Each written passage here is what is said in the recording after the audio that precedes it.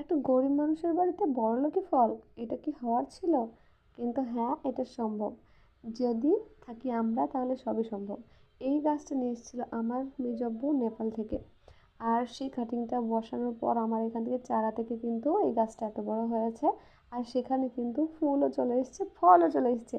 So আমরা এত বেশি খুশি এই ফলটা দেখার পর।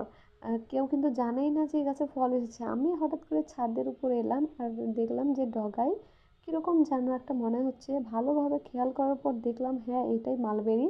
আর মালবেরিটা হালকা হালকা পাকতে শুরু করেছে। পুরোপুরি পাকার পর কিন্তু আমি তোমাদেরকে দেখাবো আসলে এটা কেমন হয়।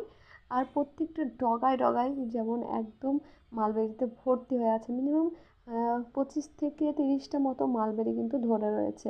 আর দেখো গাছগুলো কীরকমভাবে ধুলো পড়ে গিয়েছে।